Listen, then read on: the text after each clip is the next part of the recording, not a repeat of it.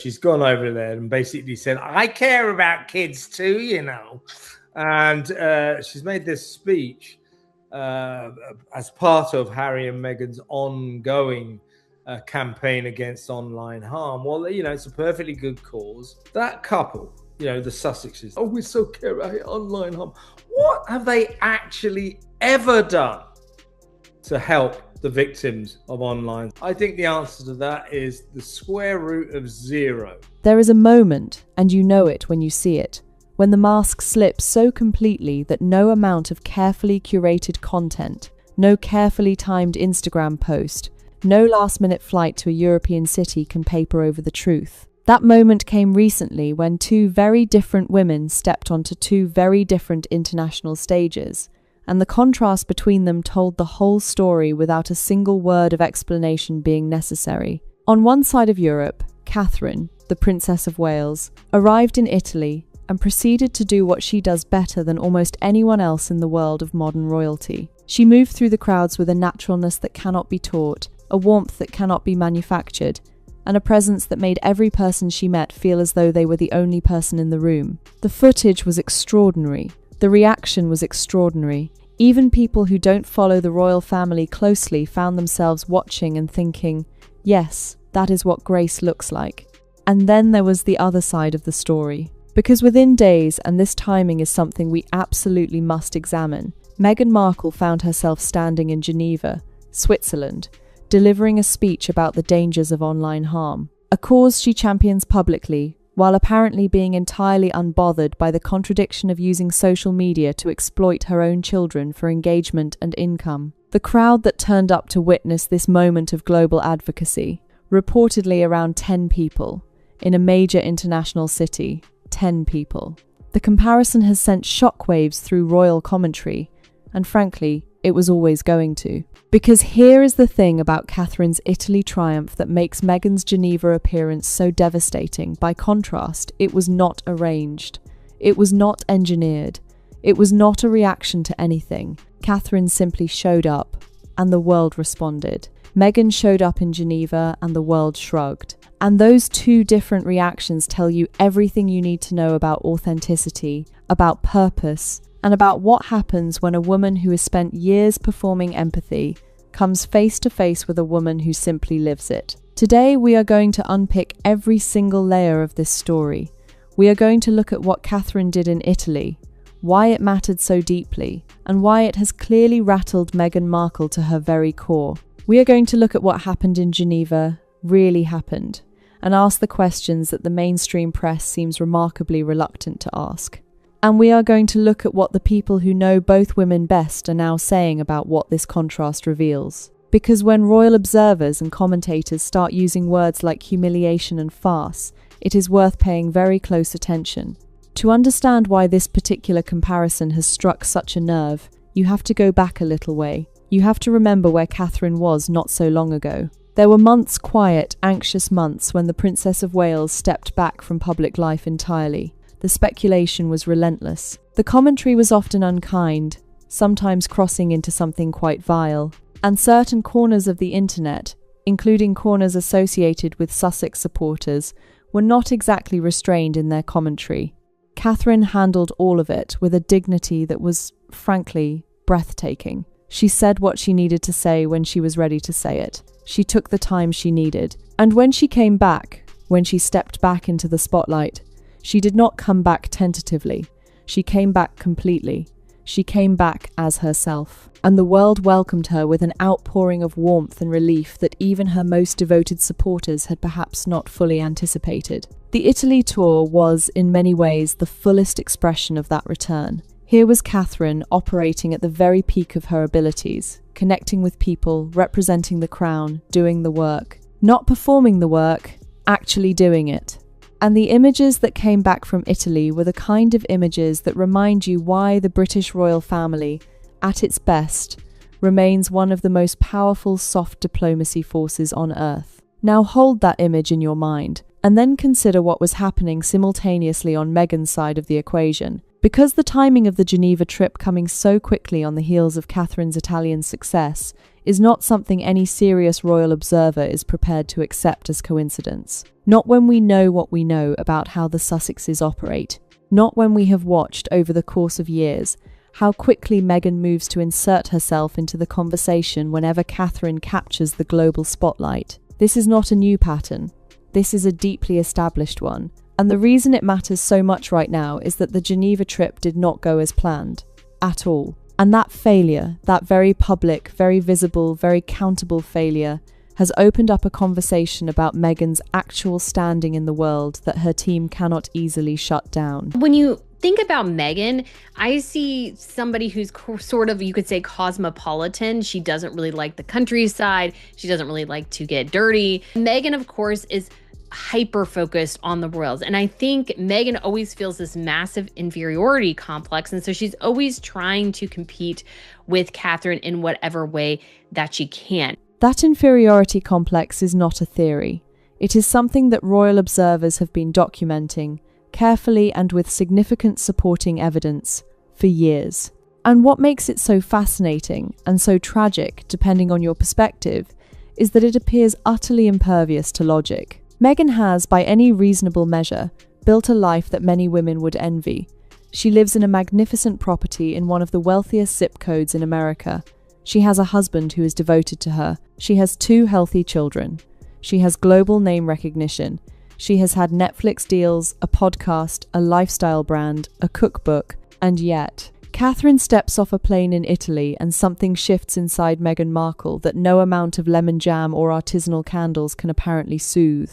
The compulsion to respond, to be seen, to matter, it appears to override everything else, including, on this occasion, basic strategic sense. Because anyone who understood the public mood, anyone who had a clear-eyed read on how this would play, would have counselled waiting, would have counselled patience, would have said, let Catherine have her moment and find a different lane. That counsel, if it was ever offered, was clearly not taken.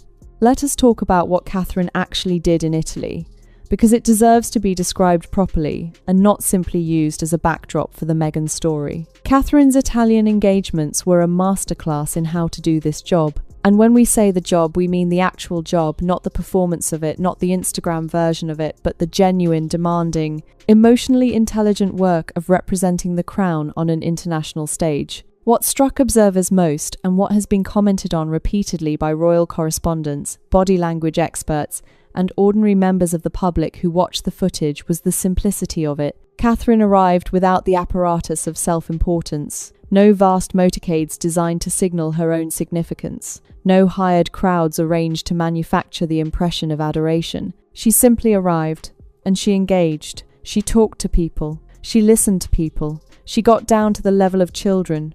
She laughed genuinely. She touched arms.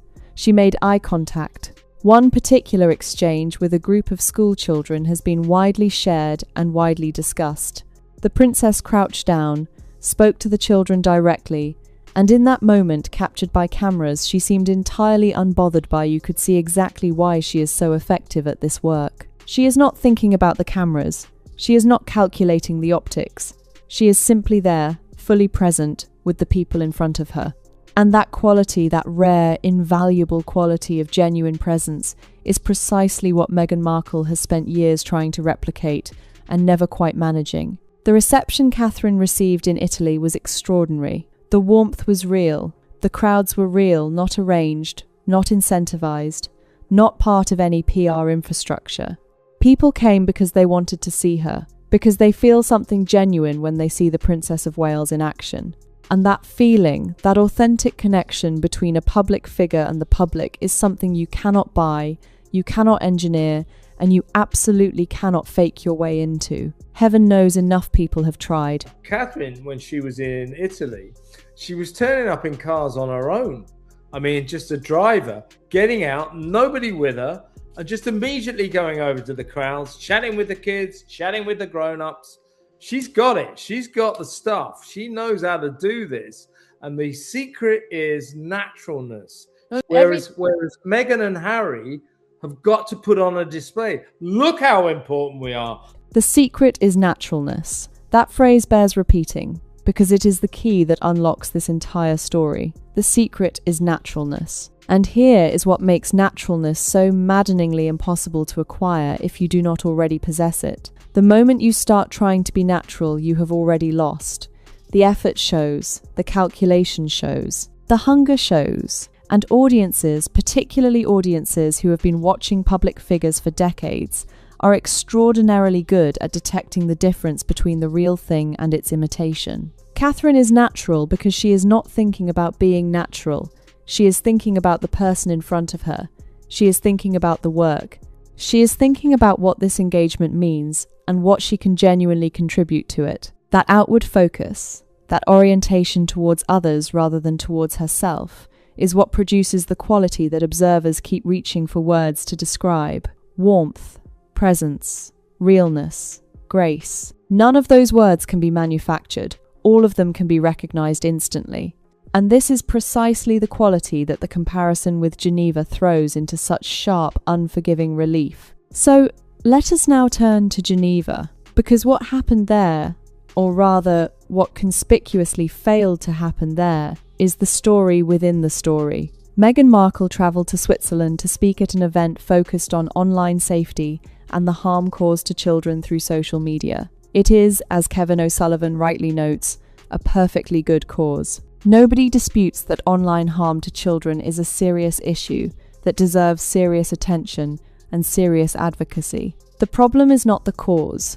The problem is the advocate. And specifically, the problem is the yawning, apparently unbridgeable gap between what Meghan says on the subject and what Meghan does. Because this is a woman who, in the days leading up to her Geneva speech about the dangers of posting children on social media, shared a photograph of herself with her daughter Lilibet, who is 4 years old, on her Instagram account. The photograph was taken in what appeared to be Meghan's dressing room. The image was clearly designed to project a particular lifestyle image, and it was posted publicly on the platform she was about to travel to Switzerland to warn the world about. The Daily Mail's headline on this was, by all accounts, withering.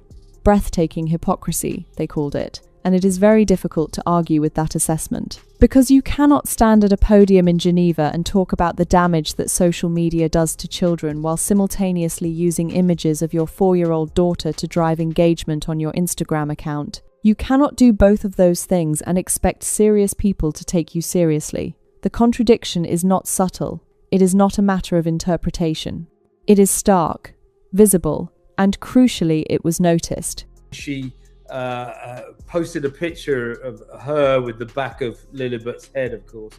I think it was in her sort of dressing room. Her luxurious closet, making sure we see how materialistic she is. Clothes. Just before she went to Switzerland to make a speech about the evils of social media and online harm, the headline in the Daily Mail was breathtaking hypocrisy. The inappropriateness of that picture, just before she went to make a speech about the perils of online harm, it's inappropriate. It takes inappropriateness to a whole new level. But the hypocrisy of the photograph was only the beginning. Because when Meghan arrived in Geneva and delivered her speech, something happened that no amount of careful PR management could entirely suppress. Barely anyone was there. Reports from the event described a crowd that was, by any reasonable measure for a major international city, startlingly thin. We are not talking about a slightly disappointing turnout. We are talking about an event in Geneva, a city with a sophisticated, internationally minded population where a woman who presents herself as one of the world's most influential humanitarian voices apparently attracted roughly 10 members of the public to come and hear her speak. 10 people in Geneva. Think about that for a moment. Think about what that number represents. It represents, with brutal clarity, the gap between the image Meghan projects of herself and the reality of her actual standing in the world beyond the Sussex social media bubble. It represents what happens when the machinery of brand management meets the cold indifference of people who simply have not been convinced. And it represents, and this is the part that clearly stings most, an almost perfect inverse of what was happening simultaneously in Italy, where Catherine was surrounded by genuine crowds of genuinely enthusiastic people who had genuinely chosen to be there. It didn't look like anyone was there, like, at all. A fan of Meghan's even said she went and greeted everyone who came to watch, which was like 10 people. In a serious international city like Geneva, this flop lays bare how people care about Meghan and her nonsense, which is undermined by her decision to exploit her own children on social media for likes and engagement. There is an explanation for what happened in Geneva that goes deeper than bad PR timing, deeper than the hypocrisy of the Instagram post, and deeper even than the inherent contradictions of Meghan's advocacy. It goes to the very heart of who Meghan Markle is, and crucially, who she is not without the architecture of the British royal family supporting her. Because here is the uncomfortable truth that the Geneva numbers make unavoidable. Meghan Markle on her own is not a draw. She never was. The extraordinary access she had to global stages, to rapt audiences, to the front pages of every newspaper on earth, none of that was generated by Meghan Markle the person. It was generated by Meghan Markle, the Duchess of Sussex, by the woman who had married into the most scrutinised, most storied, most globally recognised royal family in the world. The crown was the star. Meghan was the person standing next to the crown. And when you leave the crown, when you walk away from it, as Meghan and Harry did, first gradually and then with spectacular finality, you lose its light. You lose the luminosity that it lent you. You lose the reason that the cameras followed you, and the crowds gathered, and the newspapers put you on their front pages. You are left with what you actually are, stripped of the institution that made you matter. And for Meghan, what she actually is, as Geneva demonstrated, insufficient to fill the space she believes she occupies. When you are a royal, it is your connection to the crown that is what makes you shine in the international ecosphere. It's not necessarily you yourself, it's the crown that's the star. And when you leave that crown, a lot of its power and shine goes with you. And we saw that back to the crown. We saw that on the streets of Geneva. We saw that on the streets of Geneva. Those words deserve to sit with us for a moment, because they describe something that is simultaneously obvious in retrospect and genuinely shocking when you see it rendered in such concrete terms. 10 people, the streets of Geneva. This is what it looks like when the crown's light has been withdrawn and you are left operating on your own wattage. And Meghan's own wattage, it turns out, is not what she has spent the last several years insisting it is. Catherine, by contrast, does not rely on the crown's light. She adds to it. She enhances it. She brings her own warmth, her own intelligence, her own genuine connection to people, and the combination of that with the weight of the institution she represents is, as Italy demonstrated, genuinely formidable.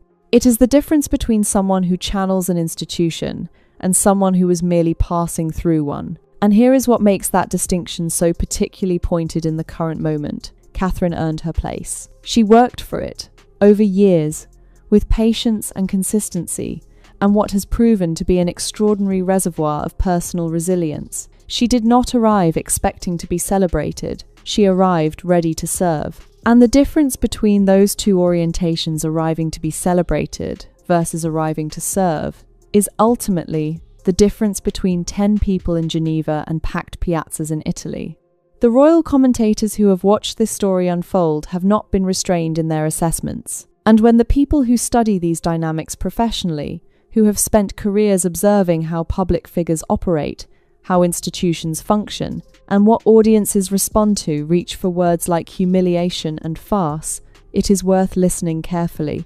The performative nature of Meghan's advocacy is something that expert observers have been circling for some time now. There is a pattern that anyone paying attention can identify. A major initiative is announced with significant fanfare. A meaningful cause is attached to the Sussex name. There are photographs, speeches, emotional moments, press coverage, and then nothing. The follow-through never arrives.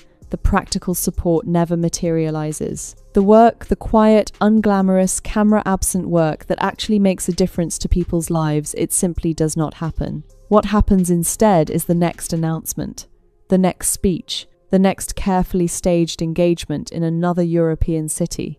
I absolutely despise philanthropy when it's used like this, because this really is a networking event for all the elites, isn't it? I am sick of seeing Meghan Markle and Prince Harry turn up to anything that they feel will propel them forwards. Remember what your mother did, Prince Harry. She was doing the charity work that was not cool, the charity work that people shied away from. Remember what your mother did. That is a line that cuts through everything. Because Diana, whatever complexities surrounded her personal life, whatever tensions existed within the institution she represented, did the work that others would not touch. She sat with patients that society had turned away from. She walked through minefields. She held hands with people the establishment had decided were better kept invisible. She did not do these things because they were good for her brand. She did them because she believed they mattered, and the charity work she did was transformed by that belief into something real and lasting and genuine. The contrast with the Sussex approach to charitable endeavour is not comfortable. It is particularly uncomfortable because Harry, who carries Diana's legacy and speaks of it constantly, appears to have absorbed none of the lesson that made his mother's work so powerful. The lesson that it is not about you. That the moment you make it about you, your profile, your image, your narrative, you have corrupted the work itself. Diana understood this instinctively. Harry, guided by Meghan, appears to have entirely forgotten it. What the experts are now pointing out with increasing candour is that the Geneva appearance was not an isolated misstep. It was the latest and most visible data point in a long series of data points that all point in the same direction. The Sussexes have a charitable operation that was declared delinquent by the state of California. They launched a major anti-online harm campaign with enormous publicity and then handed the operational responsibility to another organization when the actual work started being required. They show up for photographs with families affected by tragedy, and then those families never hear from them again. The pattern is consistent enough, and the evidence extensive enough, that it can no longer be charitably attributed to poor organisation or competing priorities. It is who they are. They get together with these families and then they basically let it be known we will never see these people again. Oh, here's Harry in an LA restaurant talking to people. Oh, here's Meghan talking to people. Here's Meghan in Switzerland welling up, just like she did when she talked to the Bondi Beach massacre victims in Australia. Here's Harry making a speech. Here's she making a speech. But what have they actually ever done? I think the answer to that is the square root of zero. To understand Geneva, you have to understand Australia. Because Australia was, in many ways, the moment that set the template for everything that followed, and the moment that crystallised, for many observers, what the Sussex approach to the world actually looks like in practice. The Sussexes travelled to Australia to attend the Invictus Games, a worthy cause, undeniably. A cause that Harry in particular has genuine personal investment in, or at least should have. But the reporting from that trip, the images, the video, the eyewitness accounts painted a picture that was deeply uncomfortable. There were the large motorcades, the vast security entourages, the sense of self-importance writ large in every public appearance. And then the detail that has become perhaps the most talked about moment of the entire trip, the Instagram posts selling the outfits Meghan had worn to visit sick children. You do not visit children in hospital and then immediately pivot to selling the outfit. You do not model your way through a visit to a mass casualty site. These are not difficult rules to understand. They are not subtle distinctions that require expert knowledge of royal protocol. They are basic matters of human decency and situational awareness. And the fact that Meghan appeared not only to violate them, but to do so without apparent awareness that she had violated them, speaks to something that the commentators who know her work have been saying for a long time. Meghan was warmly welcomed in Britain, that everyone in the royal family tried their very, very hardest to make her feel at home and accommodate her, but that unfortunately Meghan only wanted to be the star and made it impossible for her and the royal family to collaborate. Wanting to be the star. That phrase, from one of the most rigorous and painstaking royal biographers working today, contains everything, because the star does not show up to serve. The star shows up to be seen. The star is always, at some level, the most important person in the room, even when the room contains bereaved parents, or sick children, or grieving survivors. The star's needs, the star's image, the star's narrative, always takes precedence. And the work, the actual, genuine, meaningful work, becomes set dressing for the star's story. What makes the pattern so clear and so dispiriting is that it repeats with such remarkable consistency. The anti-bullying campaign, the Archwell Foundation, the Netflix projects, the speaking engagements, the online safety advocacy. Each one arrives with enormous fanfare, generates a cycle of press coverage, produces some photographs and some emotional moments, and then either quietly evaporates or is handed off to someone else to actually manage. And each time, Meghan is already moving on to the next thing, the next cause, the next city, the next stage. Geneva was simply the latest stage. And what made it different, what made it significant in a way that earlier stages were not, was the timing. Because it arrived in the immediate wake of Catherine's Italian engagements. And that timing meant that the comparison was not only inevitable, it was inescapable. Every piece of coverage of the Geneva trip existed in the context of what had just happened in Italy, and that context was not kind. Where was Harry during all of this? That is a question worth asking.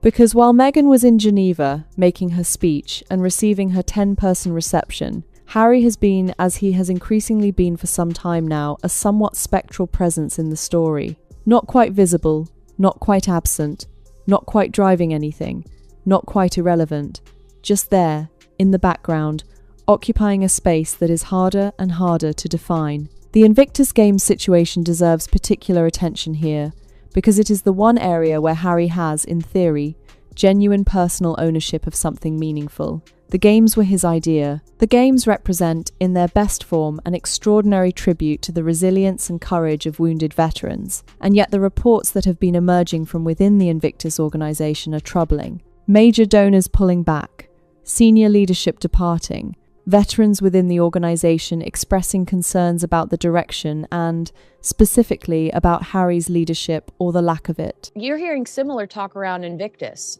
Major donors are bailing, leadership is leaving, and people, some of the veterans are like, we don't trust Harry's leadership, allegedly, reportedly. He's not a leader. He's not a leader. Yeah. He couldn't lead a dog.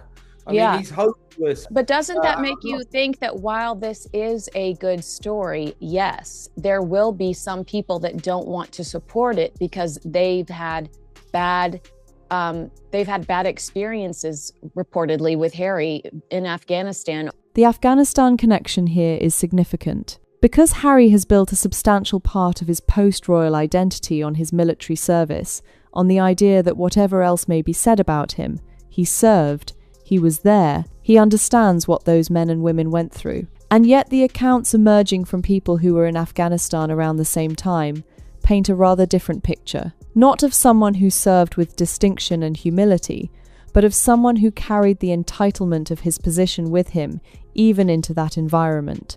Someone who was reportedly, allegedly, not easy to be around, not a natural leader, not the kind of person who inspires trust. And there is a comparison that has been made by Kevin O'Sullivan, a comparison that is, frankly, withering in its precision between Harry and his uncle Prince Andrew. It is an uncomfortable comparison.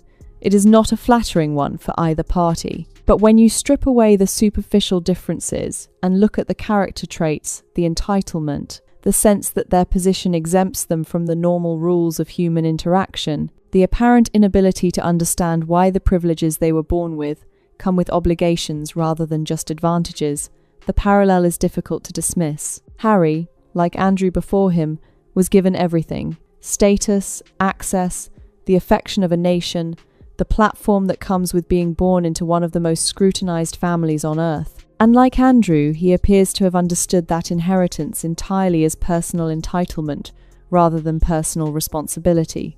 The result, in both cases, has been a slow, painful, very public unraveling. He is a younger version of his Uncle Andrew, a pompous, entitled fool who doesn't know how to treat other people. He uses this position that he was born with to look down on other people, to abuse other people, to think that he is entitled to impose his feelings, his thoughts, his ideas on the rest of us, as if just because he's a member of the royal family, we have to listen to him.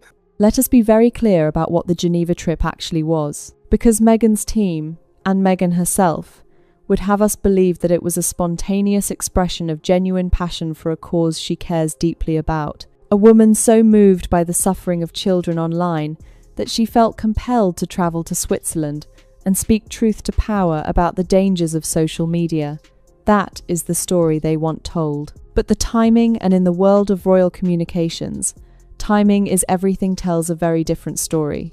Catherine's Italian engagements generated the kind of global coverage that every communications professional dreams of. Warm, positive, genuine, widely shared. The kind of coverage that reminds the world of what the royal family, at its best, can represent. The kind of coverage that makes every other royal commentator and adjacent royal figure look smaller by comparison. And Meghan Markle, as those who have studied her behaviour over years will tell you, does not sit quietly while Catherine captures that kind of coverage. My hunch is, I don't know the details, but I do think that the likelihood is that Meghan decided to head to Switzerland when she saw all the great publicity that Kate was getting during her tour of Italy.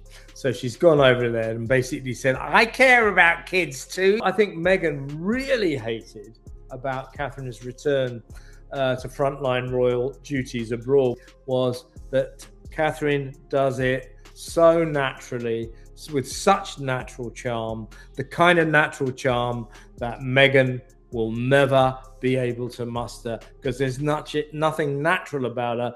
Nothing natural about her. That is a striking phrase, and it deserves some unpacking. Because what does it mean for something to be natural in this context? It means that the behaviour flows from genuine values, genuine emotion, genuine connection. It means that when you reach out to someone, you are not calculating the optics of the reaching out. It means that when you walk into a room, you are not performing your entrance. It means that when you speak, you are not managing your image. You are simply being. Meghan cannot be natural because everything Meghan does is, at some level, performed. Not necessarily cynically, this is important, but structurally. The performance is how she experiences and processes and presents her own life. The camera is not a witness to Meghan's reality, it is the reason for it. And audiences, as they have demonstrated with brutal clarity in Geneva, can feel that. They can feel the difference between someone who is there for them and someone who has arranged to be seen being there for them. And when they feel it, they do not show up, they do not respond, they stay home. The strategy of using Catherine's success as a prompt to manufacture Meghan's own competing narrative is not new. Royal observers have been documenting it for years. What is new is the scale of the miscalculation. Because previous reactions to Catherine's moments in the spotlight, while often transparent, did not fail quite so publicly, quite so measurably, quite so documentably as this one. 10 people in Geneva is a number that will follow Meghan for a very long time. The hypocrisy of the Geneva trip operates on multiple levels, and it is worth working through each of them with some care, because taken individually, each contradiction is striking.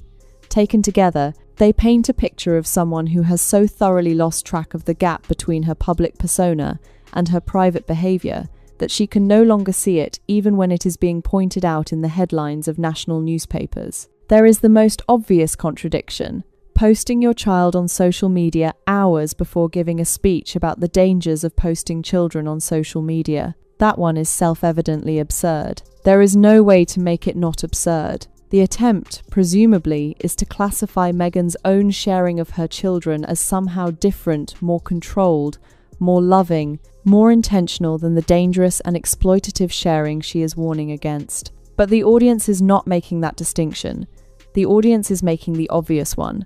Then there is the contradiction of the cause itself. Meghan's online safety campaign, the one she has spoken about at length, the one that has generated multiple press cycles, the one that has taken her to Switzerland, involved an initial flurry of publicity, the identification of some partner families whose stories provided emotional heft, and then the transfer of the actual operational responsibility to another organisation. She launched the campaign. She did not run it. She spoke about it. She did not sustain it. The work was handed off, and Meghan moved on. Meghan Markle just doesn't seem to understand that. If she's going to stand on this issue of internet safety, the first and foremost place that you must see this is on Meghan Markle's own Instagram page, which she refuses to do. She's trying to monetize everything, and it's impossible not to believe that Meghan Markle knows that posting her children generally gives her a bit more engagement.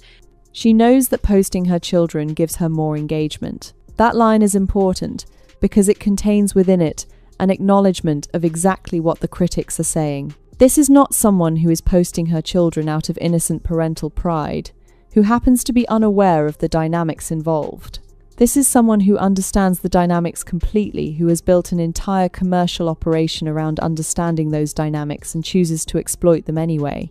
That is a conscious choice, and it is a choice that sits in direct, irreconcilable contradiction with every word of the Geneva speech. There is also the question raised by at least one academic observer, and serious enough that it has been reported on, of whether elements of Meghan's Geneva speech may have drawn on material from a published academic essay without proper attribution. The specifics of this claim are still being examined and verified, but the fact that it has been raised at all by someone with academic credentials, citing a specific published source, is itself significant, because it fits a pattern of ideas being absorbed, repackaged and presented without full acknowledgement of their origin, a pattern that observers of Meghan's career have noted before. There is a dimension of this story that is genuinely uncomfortable to discuss, because it involves children who have had no say in any of it. Archie, who is 7 years old. Lilibet, who turns 5 in just a few weeks. Two small people who are being raised,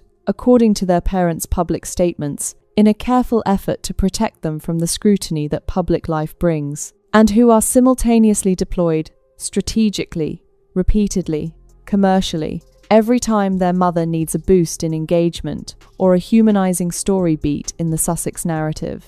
The wedding anniversary video is a case in point. The footage of Harry arriving with a birthday cake, the children audible in the background, Lilibet excitedly talking about penguins, this was released publicly, on Instagram, on their parents' account, without any apparent consideration that these children are not yet old enough to understand, let alone consent to, being broadcast to millions of strangers. Their voices, their excitement, their private family moment, all of it turned into content. And this is happening in the context of a mother who travels to Geneva to warn the world about the dangers of exposing children to social media. The distance between the speech and the behaviour is not just hypocritical, it is troubling. Because if Meghan truly believed what she said in Geneva, if the concern for children's digital safety was genuine rather than performed, then the Instagram post of Lilibet's head simply would not exist. You do not post your 4-year-old daughter online hours before flying to Switzerland to warn about the dangers of posting children online. Not if you mean it. She is fully aware of how people discuss and talk about her children. And if she's so concerned with their safety, so concerned with protecting them, why doesn't she just simply not post them at all? People dissect her children, they make all sorts of comments, and I would say some of them are rather inappropriate, but Meghan continues to feed it, and that is disgusting. That word disgusting is a strong word. It is the right word, because what we are describing here is the instrumentalization of children who cannot protect themselves for the commercial and reputational benefit of their parents. And it is happening on the account of a woman who has positioned herself as one of the world's most prominent voices for children's digital safety. The contradiction is not just hypocritical. It is, as more than one observer has now said in public, morally indefensible. Meanwhile, Catherine, who has 4 1-year-old George, 1-year-old Charlotte, and 8-year-old Louis, manages to conduct an extraordinary level of public engagement, the kind of public engagement that fills piazzas in Italy and generates global headlines without ever making her children the content. The children appear on carefully considered occasions, in carefully considered circumstances, with their own dignity visibly protected. Catherine's parenting is not performed for Instagram. It is evidenced in the way her children carry themselves when they are seen, and the contrast with what Meghan offers is, once again, impossible to miss. The palace has not commented on Geneva. It has not needed to. One of the things that the royal family, and specifically William and Catherine, have become extraordinarily good at over the last several years is the strategy of simply getting on with it, not rising to comparisons, not dignifying provocations with responses, simply continuing to do the work with consistency and quality and allowing the work to speak for itself. It is, as any student of royal communications will tell you, the correct strategy, and it is devastatingly effective. Because the contrast between what Catherine did in Italy and what Meghan did in Geneva does not require anyone in Buckingham Palace to point it out. It does not require a press statement, a briefing, or a carefully placed quote in a sympathetic newspaper. The footage speaks, the numbers speak, the 10 people in Geneva speak, and the institution's silence, in the face of all of that, is itself a statement, a quiet, composed, utterly controlled statement of confidence. The palace knows what it is looking at. The palace has watched the Sussex operation closely for years. It has seen the announcements followed by silence, the charitable foundations followed by delinquency notices, the streaming deals followed by cancellations, the lifestyle brands followed by disappointing sales, the carefully curated image of a happy, thriving, world-changing power couple, followed by reports of financial strain, diverging priorities, and barely anyone showing up to hear the speeches in person. The palace has watched all of it and said nothing, and in that nothing, everything. There is something that expert observers of narcissistic behaviour have noted about the Sussex operation, and it applies with particular clarity to the Geneva situation. The narcissistic personality and multiple qualified commentators have used this clinical framing when discussing Meghan specifically: does not update, does not course correct, does not look at the evidence that a strategy is failing and change direction. Instead, it doubles down. It produces more content, more announcements, more performances, more staged moments of caring and sharing. Because the alternative, acknowledging that the world has assessed you and found you wanting, is psychologically intolerable. And so we get the anniversary video the same week as the Geneva speech. We get the Instagram post of Lilibet the day before flying to Switzerland. We get the new film project announced before the previous film project has been made. We get the speech about online safety delivered to 10 people in Geneva, and then shared presumably on social media to reach the audience that did not show up in person. It is an extraordinary loop, a performance that references itself, a performance that cannot stop performing even when the audience has gone home. This has been Meghan Markle's MO from the beginning. She wants all of the privileges that go along with an identity, but she doesn't want any of the responsibility. She wants the tiara, she doesn't want the public servant. She wants the tiara. She does not want the public servant. That is the line that cuts through all of it, through the Geneva speech and the Instagram posts and the anniversary videos and the 10 people standing in a Swiss city wondering why they bothered. She wants the recognition without the service. She wants the platform without the accountability. She wants the world to see her as a humanitarian without the inconvenience of actually having to do the humanitarian work quietly, consistently, over years, without the cameras. Catherine, who has earned every inch of her standing through exactly that kind of quiet, consistent, camera-absent work, represents everything that Meghan finds most confronting. Not because Catherine is her enemy, not because there is some active campaign of opposition, but simply because Catherine's existence, Catherine's genuine success, Catherine's authentic connection with the public, Catherine's natural grace makes the performance visible, makes the calculation visible, makes the gap between what Meghan presents and what Meghan is unmistakably, uncomfortably, unavoidably clear. And that is why Geneva, arriving in Catherine's wake, hit so hard. Not because 10 people is some catastrophic number in absolute terms, but because of what those 10 people represent in context. They represent the verdict of a world that has been paying attention, a world that has watched the Sussex operation for years and has made its assessment. And the assessment is, we can tell the difference between the real thing and the performance, and this is the performance. The relationship between the Sussexes and the wider royal family is not something that lends itself to optimism in this moment. The pattern of behaviour that the Geneva trip and the anniversary video exemplify the reactive strategy, the performed emotion, the use of children for content, the transparent attempts to compete with Catherine's genuine achievements is not the behaviour of a couple that is genuinely moving towards reconciliation.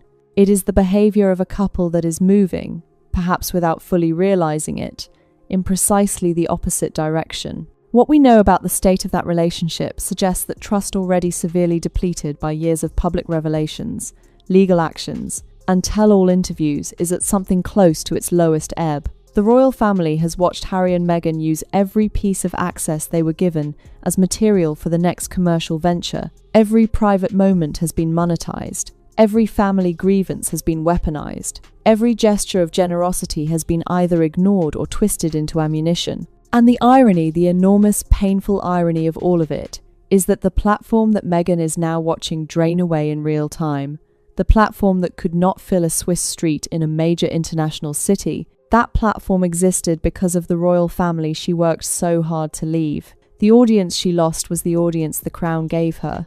The global attention that she is now struggling to recapture was attention that belonged to the institution, not to her. And she left it behind and discovered, as Geneva made viscerally clear, that it did not come with her. Step back from the specific details of Geneva and Italy and look at the broader picture, and what you see is a story of divergence that has been years in the making. Two women, both connected to the royal family, both with access to global platforms, both with the capacity to do significant good in the world.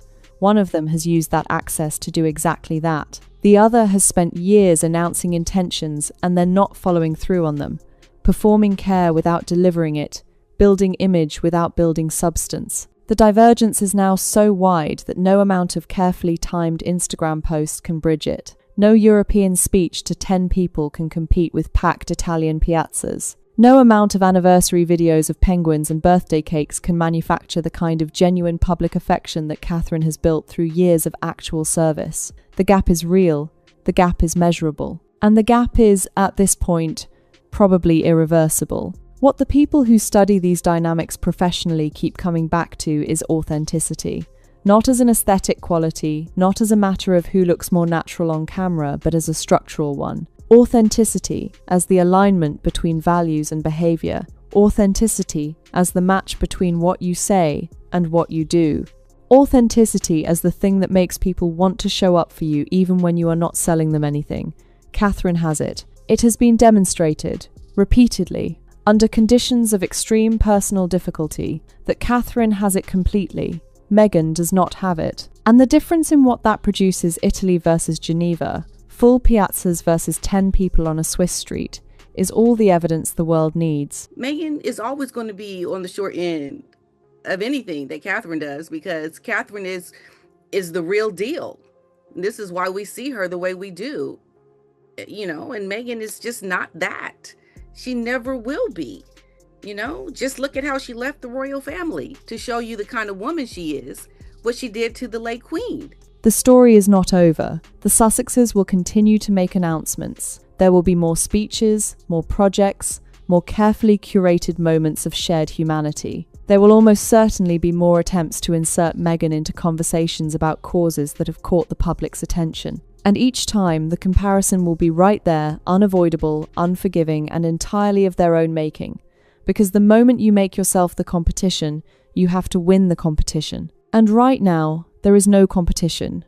There is Catherine, and then there is everyone else. I want to leave you with a question today, actually 2 questions, because I think this story deserves a moment of genuine reflection rather than just commentary. The first is this. Do you believe that Meghan will ever truly reckon with the gap between who she presents herself to be and who she actually is? Not as a rhetorical question, but genuinely. Because the pattern we have watched play out over years suggests that the self-awareness required for that kind of reckoning may simply not be available to her. And if it is not, then what we are watching, this slow, painful, very public drift further and further from the genuine influence she once had, is not a crisis that can be turned around with a better PR strategy. It is a reckoning with character. And character, in the end, always finds its own level. The second question is simpler, but perhaps even more pointed. Watching what Catherine did in Italy, the naturalness, the warmth, the complete absence of performance, and then watching what happened in Geneva,